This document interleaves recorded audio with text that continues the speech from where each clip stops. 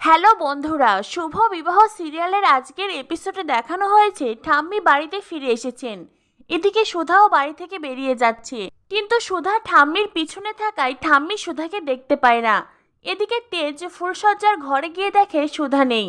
তখনই তেজ চট করে ঠাম্মির পিছন থেকে সুধার মুখ বন্ধ করে সুধাকে ওখান থেকে পাশ কাটিয়ে নিয়ে যায়। ঠাম্মি বাড়ির ভেতরে যাওয়ার পরেই তেজ মনে মনে ভাবতে থাকে, একেবারে ঠিক সময়ে এসেছি, আর একটু দেরি হলেই একটা সর্বনাশ হয়ে যেত।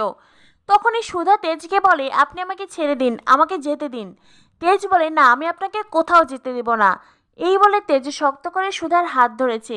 সুধা বলে, দেখুন, আমি এই বাড়িতে থাকতে চাই না। তেজ বলে, আপনি এই বাড়ি থেকে কোথাও যেতে পারবেন না। ভুলে যাবেন না, আপনি বসু মল্লিক পরিবারের বড় নাতবউ।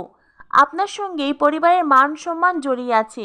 আর তাছাড়া আমার ঠাম্মি নিজে আপনাকে পছন্দ করে এই বাড়িতে এনেছেন, তাই ঠাম্মিকে কষ্ট দিতে আমি কিছুতেই পারবো না। আর তাছাড়া বাইরের লোক যখন জানতে পারবে বৌভাতের দিনে বাড়ির বউ বাড়ি থেকে পালিয়ে গেছে, তখন বসু মল্লিক পরিবারের মান সম্মান কোথায় যাবে আপনি কি একবার ভেবে দেখেছেন? এমনিতেই আপনার জন্য অনেক কিছু হয়ে গেছে, আর কোনো কিচ্ছু হতে দেব না। সুধা তখন তেজকে বলে, এতই যখন বাড়ির মান সম্মানের চিন্তা, তখন ফুলসজ্জার রাতে নতুন বউকে ঘরে রেখে আপনি কোথায় গিয়েছিলেন? আপনি এত রাতে কোথা থেকে ফিরছেন? আপনি যদি এই বাড়ির ছেলে হয়ে বাড়ির মান সম্মানের কথা না ভাবেন, তবে আমি তো অন্য বাড়ির মেয়ে। তেজ বলে, আপনি নিজের সাথে আমার তুলনা করছেন? তেজ বসু মল্লিককে কখনো দায়িত্ব কর্তব্য শেখাতে হয়নি।